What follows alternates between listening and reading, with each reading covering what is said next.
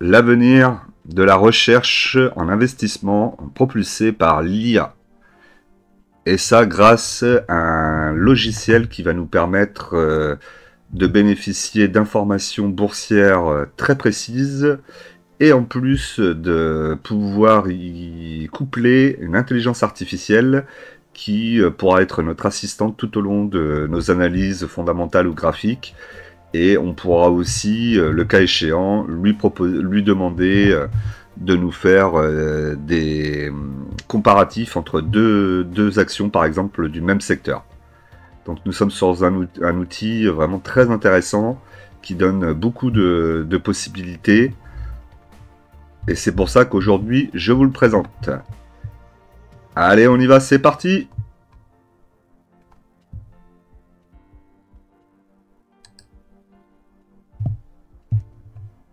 Alors avant de commencer, comme d'habitude, je vous rappelle que l'investissement en bourse peut provoquer une perte partielle ou totale de votre capital. Vous ne devez en aucun cas copier ou reproduire mes prises de position.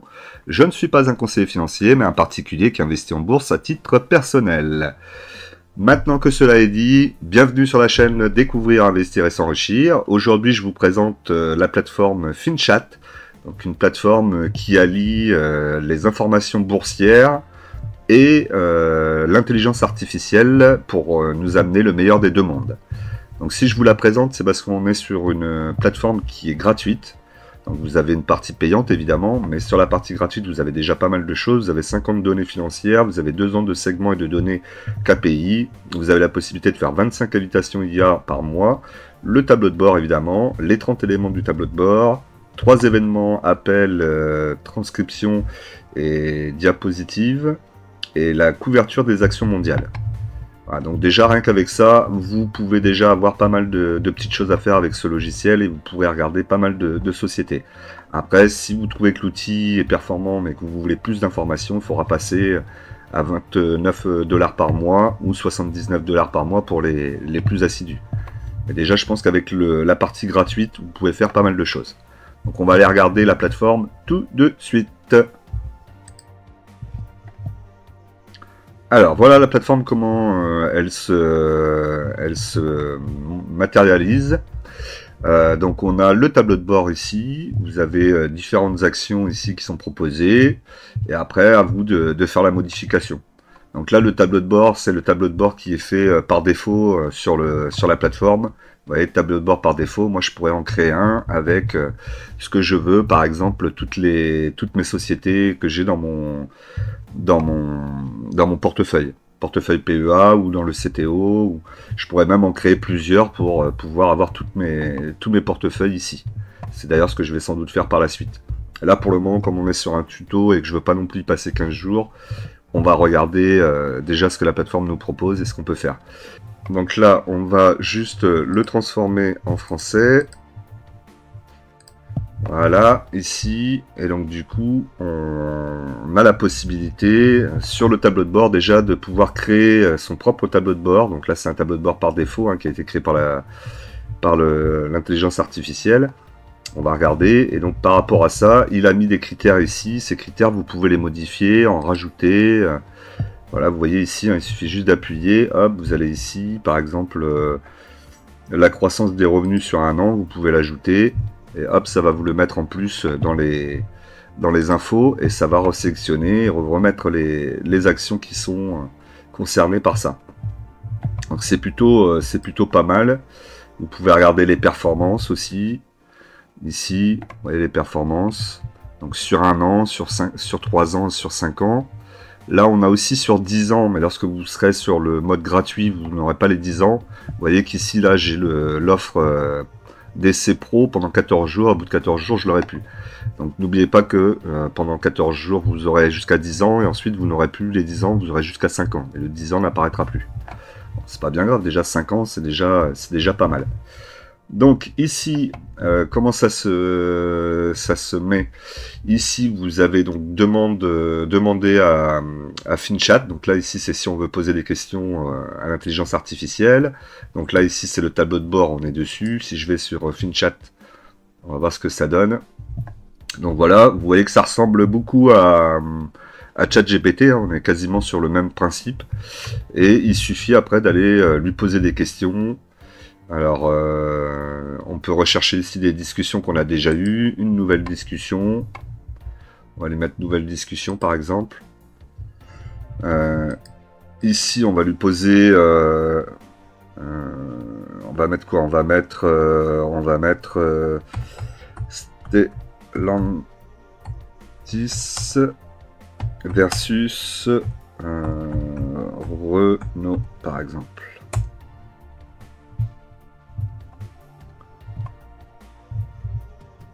Ouais, je l'ai mal écrit, pardon. Est-ce qu'il va comprendre? Je ne sais pas. Tac, tac, tac. Alors, lorsque l'on compare Stellantis et Renault, il est important de comprendre, de prendre en compte, pardon, leur performance financière. Donc voilà, donc là, il nous déroule un petit texte. Quelles sont les principales différences entre Stellantis et Renault? Donc là, par exemple, on va cliquer dessus pour voir ce qu'il va nous mettre comme information. Qui fait sa recherche. On laisse patienter un petit peu.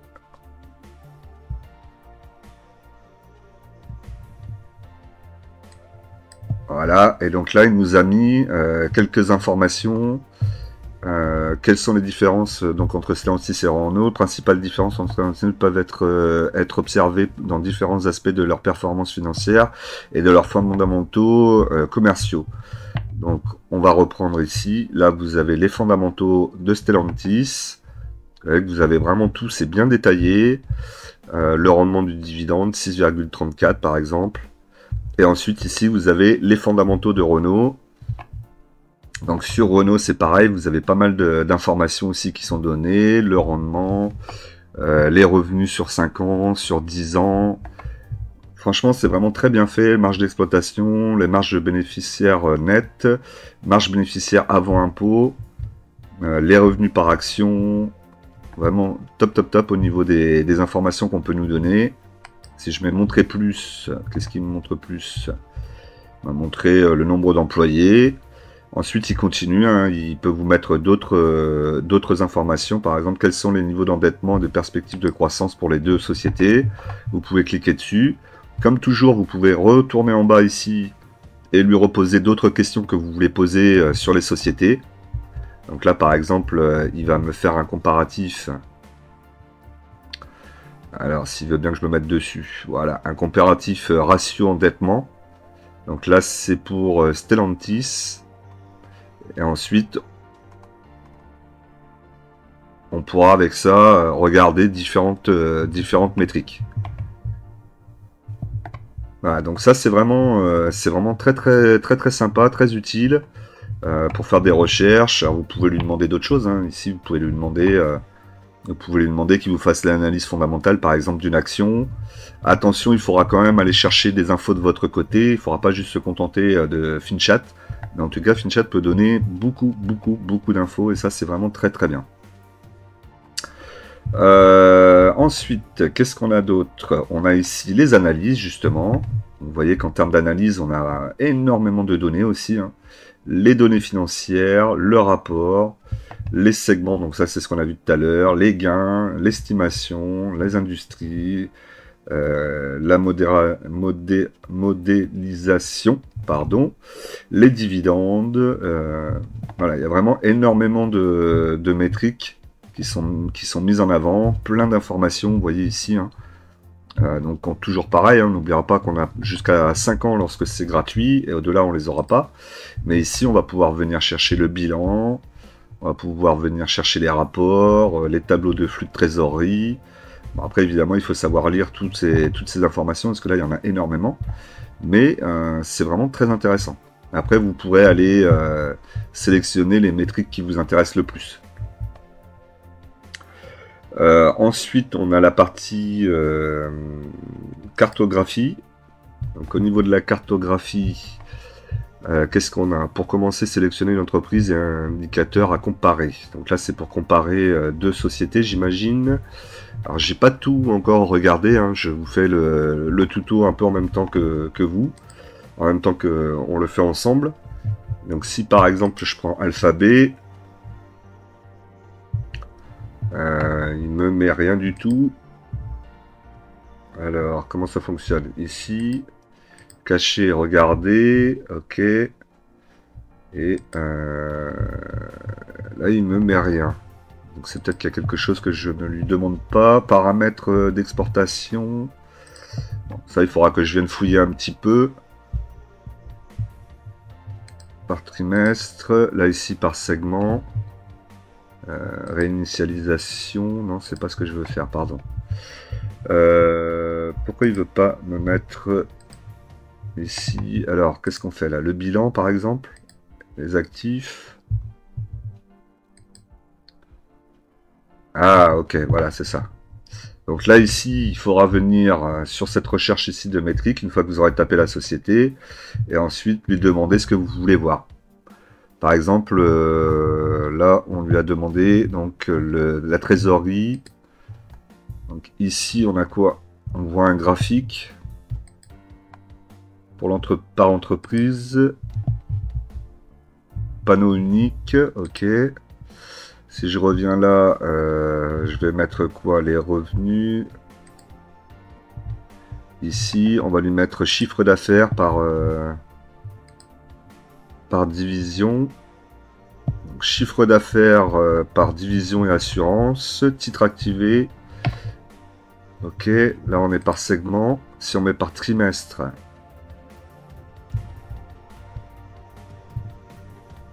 Bon, là il n'y a rien visiblement. Et annuel. Je vois rien non plus. Bon, il y a énormément d'infos dessus, énormément de choses à faire. Après, peut-être que tout n'est pas bien, mis.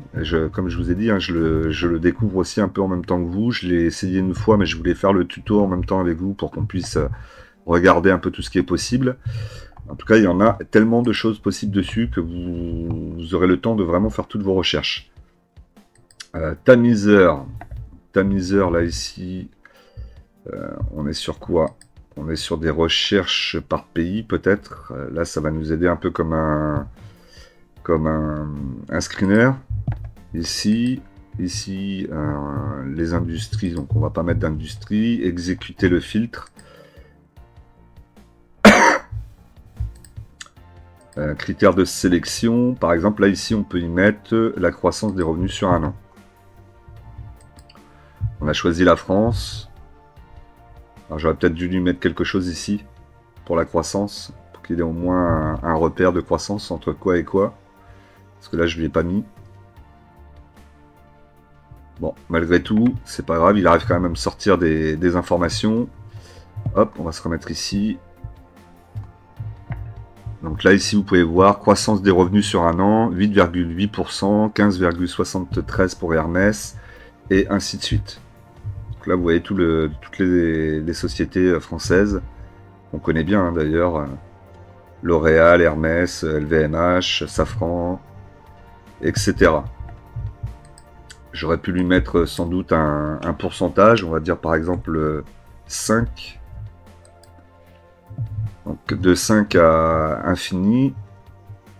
Et vous voyez ici, il me met tout ce qui est au-dessus de 5 au niveau de la croissance des revenus sur un an.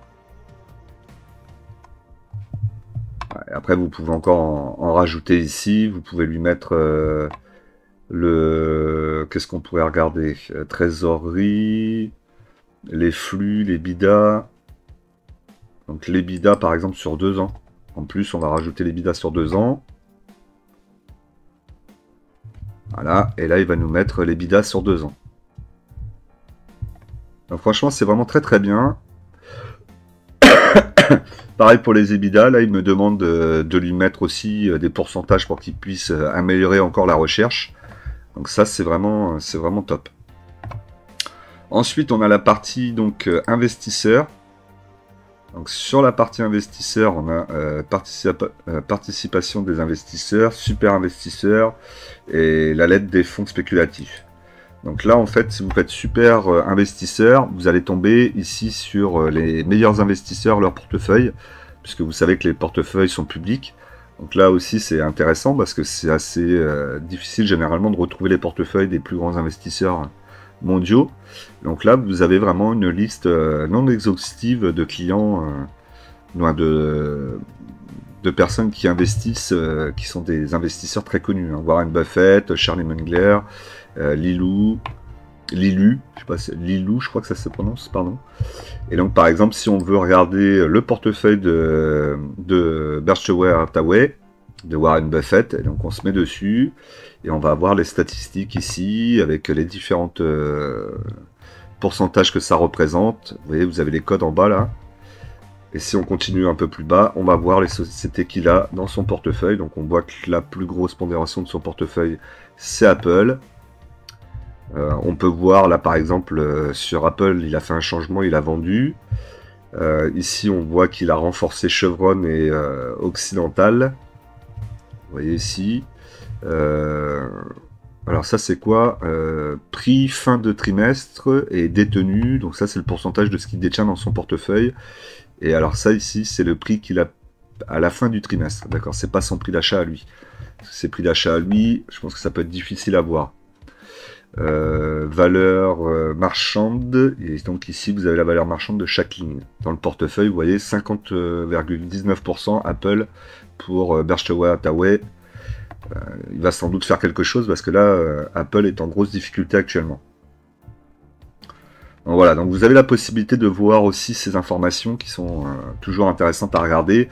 Je vous conseille pas de recopier les portefeuilles des grands investisseurs pour la très bonne raison qu'ils n'achètent pas forcément au même prix que nous, au même moment, et que vous serez toujours décalé, vous n'arriverez jamais à faire la même performance qu'eux. Donc ça sert pas à grand chose.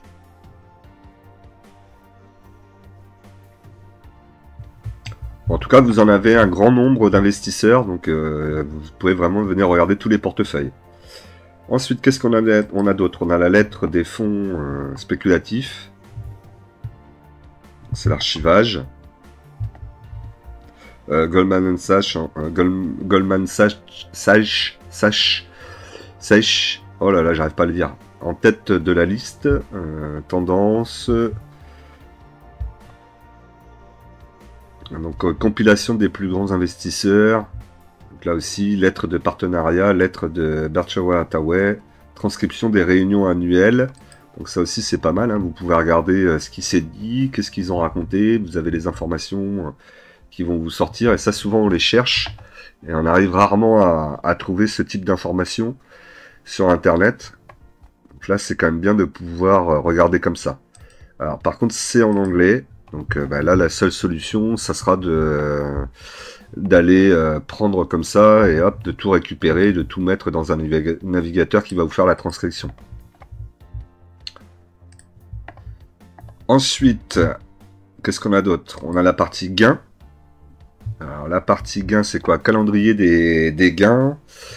Suivi des entreprises qui devraient publier leur rapport sur les résultats. Donc voilà, souvent on cherche les résultats des entreprises sur internet. Là vous aurez juste à venir ici, vous irez sur les entreprises qui vous intéressent, vous cliquerez, vous regarderez les infos qu'ils ont.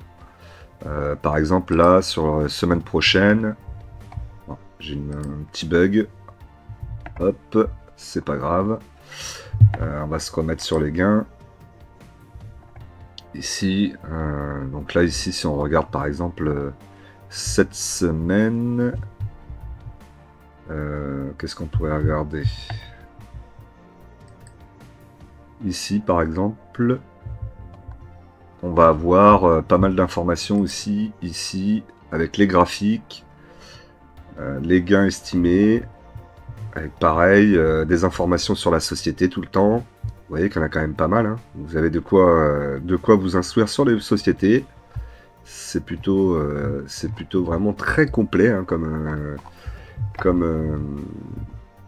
logiciel. Les estimations, les dividendes. On va regarder les dividendes. Alors, attends juste que les estimations chargent.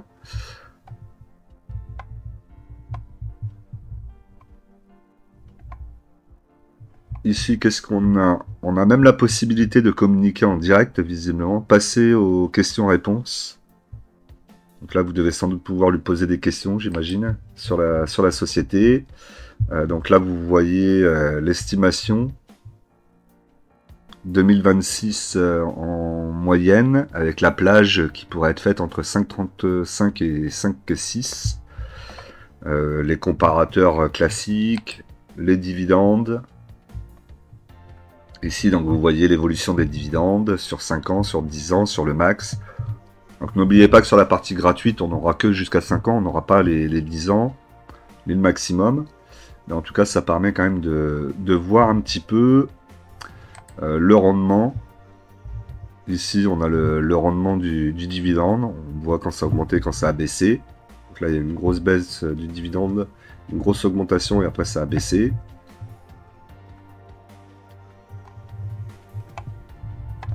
Voilà. Ensuite, qu'est-ce qu'on a d'autre? On a ici entreprise, formule.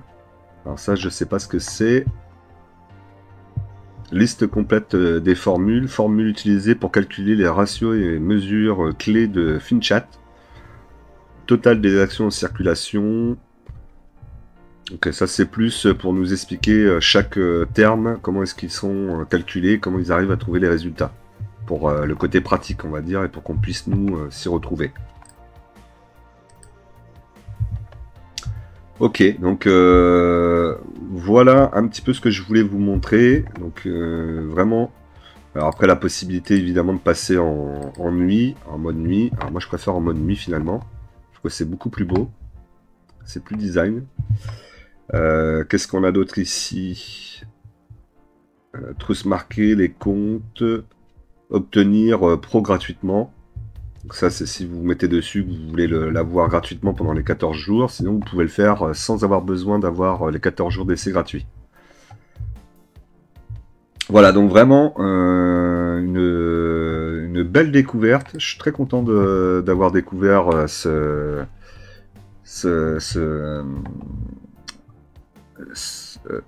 logiciel, hein, on peut dire, pour faire les recherches. En plus, comme je vous ai dit, vous avez vraiment toutes les informations, les chiffres, des tableaux de bord bien détaillés avec énormément de métriques dedans. Mais en plus, cette possibilité d'aller discuter avec le bot et lui demander des informations complémentaires. Lui demander, je pense qu'on peut lui demander beaucoup de choses. Hein. Vous pouvez demander des graphiques, vous pouvez demander... il est vraiment capable de faire beaucoup de choses. Alors pouvez-vous fournir plus d'informations sur les mesures de valorisation utilisées? Par exemple, on va lui mettre ça.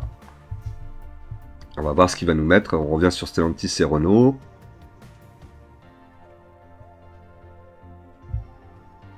Allez, continue à nous mettre des informations.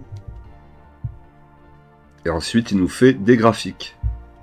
Donc vraiment plein de graphiques aussi à utiliser. Donc une fois que je vais bien savoir l'utiliser, je pense que j'utiliserai quelques graphiques aussi pour mettre dans mes vidéos PEA, notamment pour mon portefeuille. Bon, franchement, c'est vraiment génial comme instrument. Donc je vous le conseille, n'hésitez pas à utiliser FinChat. Vous avez le lien dans la description, donc si vous voulez être sûr d'aller sur le bon lien et sur la bonne plateforme, n'hésitez pas à utiliser mon lien.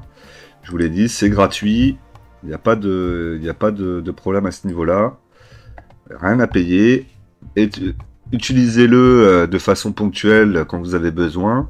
Et puis à force, on va apprendre à l'utiliser de mieux en mieux parce qu'il y a vraiment énormément de possibilités. Vous voyez que j'ai pas encore créé de tableau de bord personnalisé, donc ça il va falloir que je le fasse, que je mette mon propre tableau de bord dessus pour voir mes actions et pouvoir les suivre régulièrement. Alors, on peut faire monter, là aussi hein, on peut faire bouger comme on connaît hein, habituellement. Nouveau, qu'est-ce que c'est nouveau? Donc là, on a des informations aussi. Après, il faut les remettre en français. Apple a connu un début d'année assez désastreux. Voici ce qui ne va pas jusqu'à présent. Voilà. En plus, il vous donne des informations sur la situation de la société et qu'est-ce qui pose problème et qu'est-ce qui allait bien à une époque ou inversement. Voilà donc pour ce logiciel FinChat. N'hésitez pas à y aller dessus, utilisez mon lien, pensez à vous abonner, à cliquer sur la cloche, le like évidemment, si vous appréciez la vidéo, et évidemment un commentaire pour me dire si vous connaissiez déjà ce logiciel ou si vous venez de le découvrir. Et si vous venez de le découvrir, allez dessus et dites-moi un petit peu vos retours. Vous allez voir vraiment que vous allez pouvoir y trouver énormément d'infos. N'hésitez pas à aller chercher. Vous voyez qu'il y a des trucs encore, il faut analyser un peu plus. Par exemple, dans les analyses, vous avez vraiment énormément de possibilités pour vos recherches. Vous pouvez voir énormément d'informations. Donc, il ne faut pas hésiter à aller cliquer dessus, regarder. Au début, on va peut-être avoir un petit peu de mal, et puis après, petit à petit, on va s'améliorer. Vous voyez qu'ici, par exemple, vous pouvez y rajouter plein de métriques que vous souhaitez pour pouvoir faire vos recherches au mieux. Donc un super outil, d'analyse, outil de statistique, mais aussi un outil IA vraiment top.